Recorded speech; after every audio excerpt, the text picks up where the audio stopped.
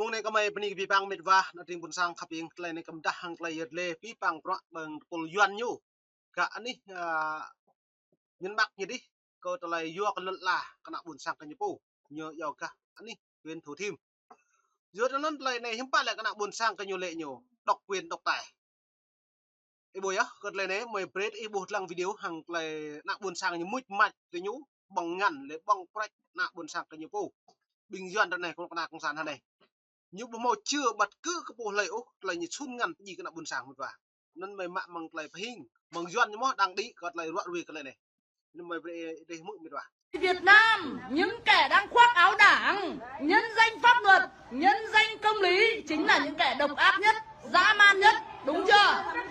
Một chữ ký của nó nha, nó có thể đẩy hàng, một cái chữ ký của chúng nó có thể đẩy hàng mười mấy nghìn gia đình ở Thủ Thiêm ra đường.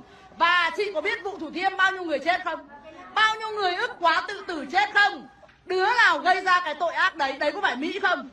Đấy có phải Ngụy không? Mà chính là những người dân Việt Nam, chính là những kẻ giờ nó nhờ lễ độc ác, độc quyền, độc tài, độc đáng, độc vi phạm. Xong ra này đã bố hiểm mày lên là độc tài, độc đáng, độc tài rồi này. Chính của Đảng Cộng sản Việt Nam, cứ nhục pu. Phải gì cái nào tri, phải đọc lẹp lạc cái nhục pu, ý bồi á. Doan nhục pu này giữ nào buồn sang ta lệ nhũ, hội đam mày về mà mày thông tin chính thức cái đảng nhục pu nào buồn sang nhục pu, bình khoam tuần đi xeo nhục pu lên này mình vào. Do nó rằng xét cho cùng cái Đảng Cộng sản Việt Nam nhụ bỏ màu chạy cái là chính bình này lấy rằng dẹp từ nhụ đùm đạn là có còn cái mạng như yếu cha mẹ anh hùng đùm đạn là trong Pháp trong Mỹ xăm ra này hiếm bạn lận la được cứ nốc thụ cứ lấy trong ngăn cỡ nâng bằng mạng mà chi chẳng à u màu đang là đủ lấy mạng bộ màu đây thì cũng đã nói nào buồn sang như thế này lên trong cao nhịp nhạc đáng cái nhiệm vụ rồi này nó em về mày về em mở đóng chỉ là new free ta nó lại là lạ một miền bây giờ nhiệm vụ học nó khoác trên mình chiếc áo của Đảng nhá, chính là những cái kẻ mà nó đã giết người không dao, và đau xót nhất là những kẻ đấy nó giết chị, nó cướp của chị, xong nó bắt chị phải ơn nó. Chị là nạn nhân nhưng chị phải ơn chính cái đứa cướp đấy, vẫn cứ tuyên truyền chị phải ơn Đảng, đúng chưa? Tí nữa em sẽ giải thích cho chị tại sao mà em nói là chị nhầm ở cái chỗ là Mỹ nó xâm lược Việt Nam này nào.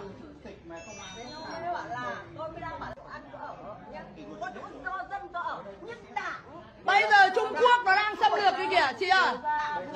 Bây giờ hiện giờ Trung Quốc nó vẫn đang xâm lược cái kìa đấy, nói đến những cái ý. Số 3 chị phải nói như này này.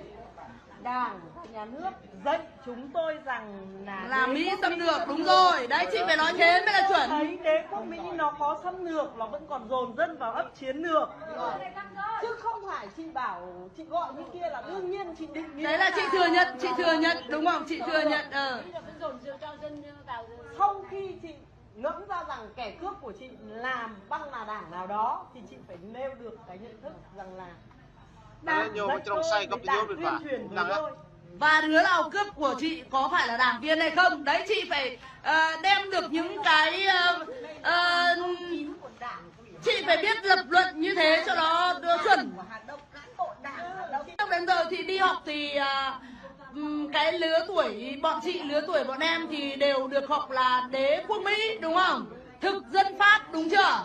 Rồi là tuyên truyền là bọn Mỹ Ngụy nó ác lắm. Nó ác lắm. Thế mà chị nhìn thấy thế sao ác mà tại sao người ta, cái xã hội của người ta phát triển văn minh thế? Ác mà đất nước của họ phát triển vượt bậc đứng nhất thế giới. Thế người Việt Nam thì khôn quá rồi thì tử tế quá rồi thì lương thiện quá, nào thì rao giảng đạo đức mấy nọ kia. Đảng lãnh đạo, Đảng thì tài tình rồi. Dưới sự lãnh đạo tài tình của Đảng Cộng sản đã đưa dân tộc ta đi vượt qua, đi từ thắng lợi này đến thắng lợi khác. Thế bây giờ lợi công mỗi người, một đầu người là bao nhiêu? Mỗi một dự án những cái doanh nghiệp nhà nước là thua lỗ bằng bao nhiêu nghìn tỷ. Nhưng thằng nào cầm đầu những cái băng cướp ấy? Quan trọng là đi từ thắng lợi này đến thắng lợi khác. Cách đây 50 năm Việt Nam, Hàn Quốc như nhau. sao bây giờ người Hàn Quốc sang Việt Nam làm ông chủ, người Việt Nam mất mấy trăm triệu để sang Hàn Quốc làm ô xin. Để làm ô xin để sang rửa đít cho bọn Hàn Quốc đấy. Mà chị có biết rằng là trước năm 75 ấy thì Hàn Quốc với cả Singapore người ta mơ ước là được như Sài Gòn không? Được như Việt Nam Cộng Hòa không? Thế tại sao người ta phải mơ ước? Bởi vì lúc bấy giờ ấy là cái ở miền Nam Việt Nam nó gọi là Việt Nam Cộng Hòa, một cái chính thể khác, một quốc gia khác hoàn toàn nhá. Nơi đấy là lúc bấy giờ văn minh nó đã đỉnh điểm rồi. Từ thời những năm 66, 67 ô tô đầy đường rồi chị ạ. Thế mấy bố miền Bắc thì mặc quần thủng đít để đói ăn thì đi vào đấy và giải phóng miền Nam. Ông anh rể em sinh năm 50 này. Ông ấy bảo rằng là về nghĩ xấu hổ. Về vào giải phóng miền Nam vào đến nơi chiếm thì thấy cái bể phốt của cái bệ xí của người ta tưởng là cái để rửa mặt. Thế là cho mẹ cái khăn mặt và để xả nước để rửa mặt thì nó mới cuốn mẹ nó cả cái khăn xuống cái bồn cầu ấy về và nghĩ mà xấu hổ bởi vì là ngu quá nha. Đọc cái nhật ký của Trần Đức Thạch hay gì còn thấy Quạt chân thì bảo mày chém. Thấy quạt chân bảo mày chém. Thế chị có thấy đời thủa nhai một cái thằng lạc hậu hơn đi giải phóng được thằng Văn Minh không? Thế mà bao nhiêu năm nay chị rồi em rồi tất cả những người Việt Nam đều bị ngấm vào đầu vào não rằng là đi vào giải phóng miền Nam, đúng chưa?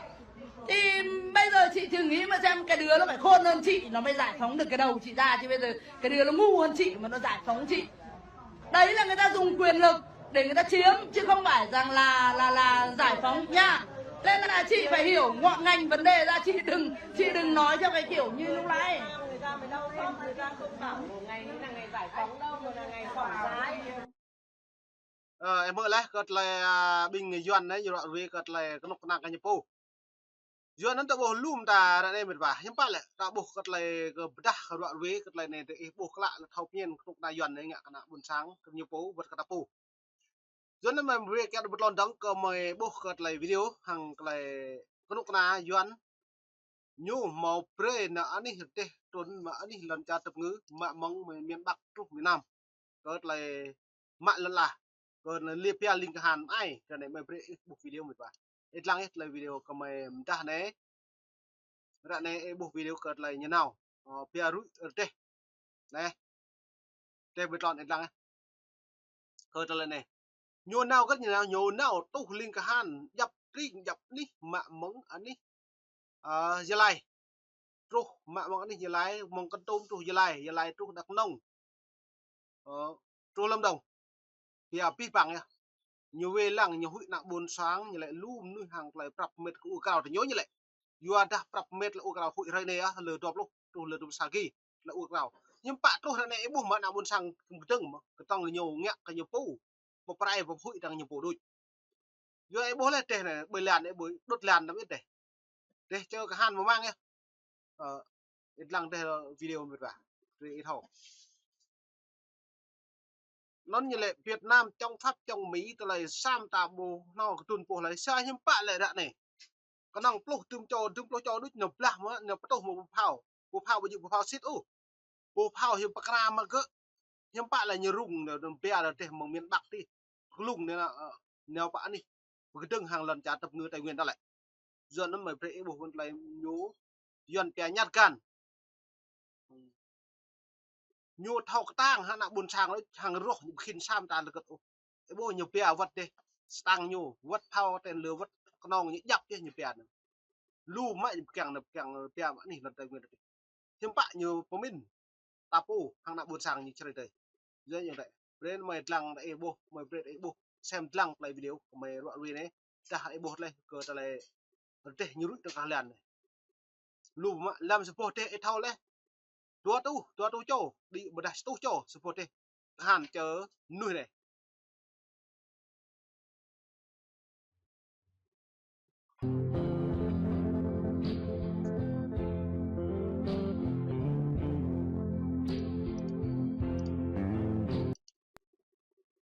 do nó mong này mày bên cái bang mệt và nó thì là khắp in chỉ là new free chứ hàng lại là lệ rạ về để ebo khla để thao nhiên cật lại tiếp dần từ nhiều rung răng hụi hút của mạng này mong thôn tua bảo từ tao này do đã grab nít mông grab lại rằng đúng rằng ngạ pro thay nhú run mút ma không pun thay nhú lại mà học bác luôn lo mày pani dòng tay buồn sang bị khập lăng mom nít mông mày đúng đi đăng lú lo hàng lại chơi new free này grab thay mông nạ buồn sang xem lăng từ đã binh y lăng cao tông nung ô ca buộc lại ô lê tương ít tui tua tui nhá xem mày mom nít mông mày lệ cật lại video mày rõ này đi các bạn đi bọc này